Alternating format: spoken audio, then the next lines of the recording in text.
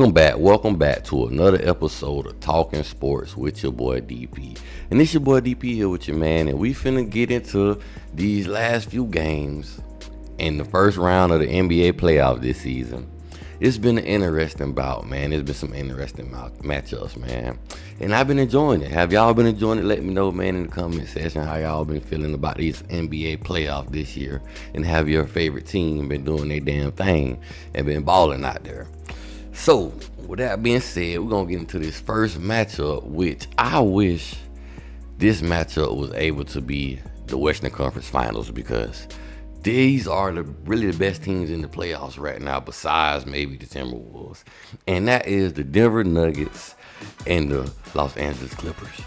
The Denver Nuggets have lost again and let the Los Angeles Clippers tie this thing up 3-3. Clippers win 111 to 105. Listen, the three guys that I need to make plays and make things happen for the Clippers to win did that.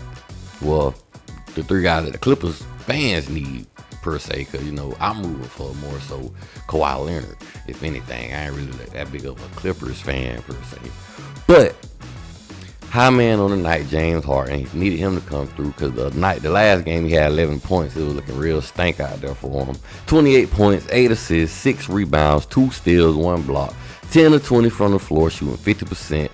3 of 8 from the 3, shooting 38%. More desired from the 3-point line. And my boy Kawhi Leonard, 27 points, 10 rebounds, 5 assists, 11 of 22 from the floor, shooting 50%. And 2 of 8 from the 3, shooting 25%.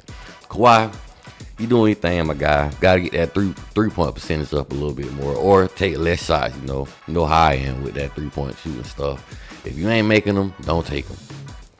But one of my favorite guys of this playoff series right now, when it comes to this matchup, is Norman Powell. Norman Powell has been giving the Clippers everything, and the man been consistently hooping.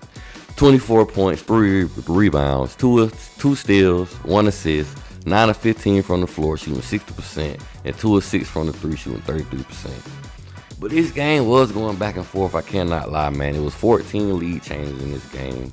But the X factor, I will say, for the Clippers was the free throw line. The Clippers was 87% from the free throw line, making the majority of their free throws, while on the other hand, I want to say the Nuggets was roughly around 60% on the free throw line. But Nikola Jokic, he came to play, 25 points, 8 assists, 7 rebounds, 3 steals, 1 block, 11 of 22 from the floor, shooting 50%, 2 of 4 from the 3, shooting 50%.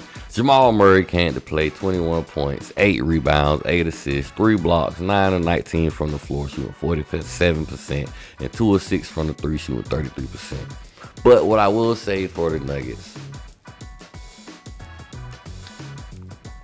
I don't know if Michael Porter Jr. nicked up, if he battling the shoulder injury or whatnot. I seen he had some kind of like ice pack on his shoulder or something of that nature. I'm not sure, playing the whole game. But if he can give them more, he has to give them more. The Nuggets are a much better team when they have Michael Porter Jr. out there joining in the fun, joining in the party, and scoring some buckets. But Michael Porter Jr. only had 5 points, 2 of 5 from the floor, shooting 40%, 1 or 2 from the 3, shooting 50%. But both teams was hot tonight, man. Both teams shot above 50% on the night. But who I feel like will close this thing out, I'm really leaning towards the Nuggets to still close this thing out in Game 7. But if the Clippers, all they three main guys, as in, you know, James Harden, Kawhi, and Norman Powell can keep giving them what he's been giving them, the Clippers can very well win Game 7. So it's really a toss-up at this point, but I'm going to give y'all a pick. I feel like the Nuggets are going to pull it out in Game 7. So we're going to move along. And let me get a water break before I start. A little parched.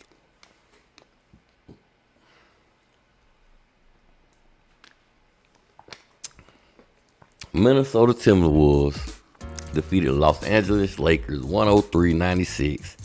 Minnesota win the series in a 4-1 fashion. All I got to say is Luka Doncic, LeBron James, Good credit, bad credit, no credit, it don't matter. Timberwolves in 5. You feel me? And this episode has been brought to you by Get Big Entertainment. Shout out to Rudy Gobert. 27 points, 24 rebounds, 2 blocks, 12 or 15 from the floor, shooting 80%. That's how you bang in the paint.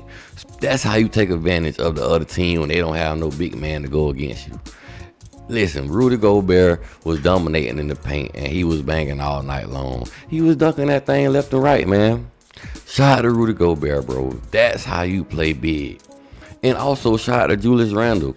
Minnesota Timberwolves really did the right thing tonight, and they took advantage of the Lakers' weakness, which they don't have no bigs.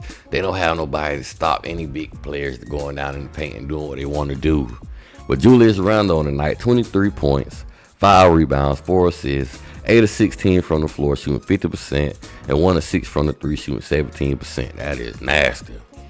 Should have got from behind that line. Should have got in that paint, kept dominating Julius. But y'all got the W, so it really don't matter.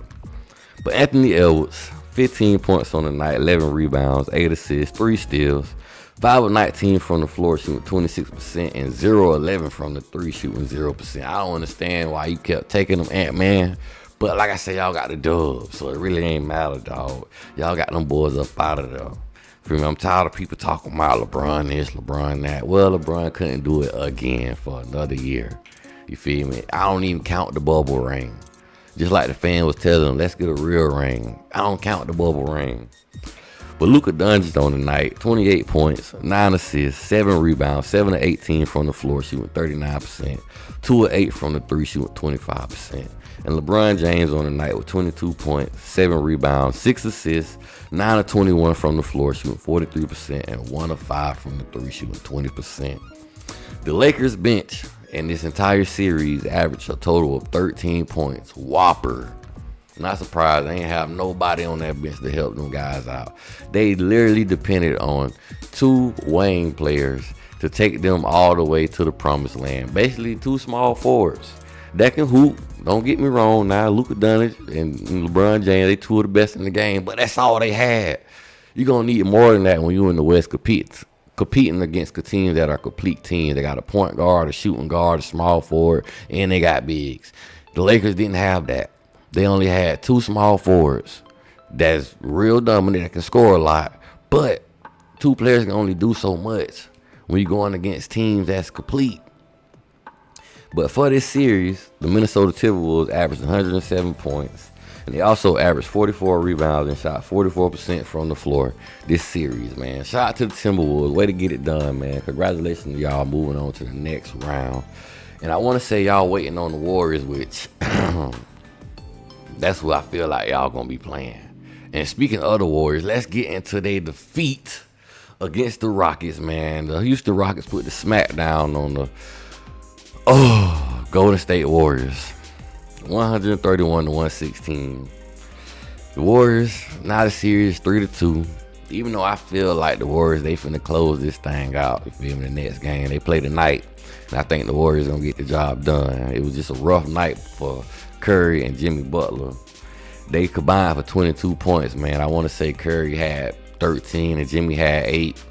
Just a nasty night. They got to get more from those 2 guys if they want to make it to the next round and stop playing around with their food. But high man for the Rockets, Fred VanVleet, 26 points, 8 of 13 from the floor, shooting 62%, 4 of 6 from the 3, shooting 67% from the 3-point line.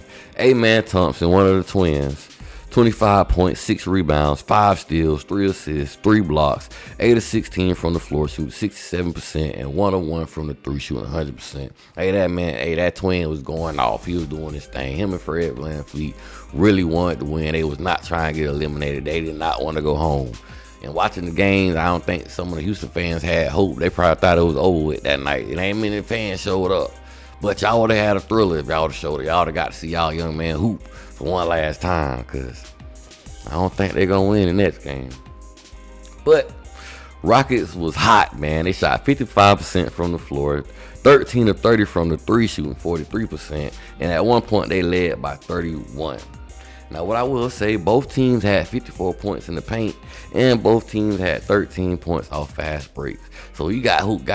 You got the Warriors still managed to hoop a little bit, but kind of got out of hand, man. Rocket was just too hot for him. But I got to give a shout out to Moses Moody. 25 points on the night, 9 rebounds, 9 of 18 from the floor, shooting 50%, and 3 of 7 from the 3, shooting 43%. And the last game we're going to talk about here, man, last but not least, we got the New York Knicks, man, finally getting the job done, closing out the series against the Detroit Pistons, defeating them 116-113, another close bout, another matchup down to the wire. Knicks won this thing 4-2, man. Jalen Brunson, a.k.a. the Assassin, that's my nickname for him. I call him the Assassin. 40 points, 7 assists, 4 rebounds, 15 of 33 from the floor, shooting 46%, and 3 of 10 from the 3, shooting 30%, man. Jalen Brunson, he wasn't on from 3 that much, but hey, he made the shots needed when it counted, man. He did his big one, man. He was getting it in from the paint, making it count from the free throw line also, man. Shout out to Jalen Brunson. Way to carry your team, put them on your back, and keep this thing going.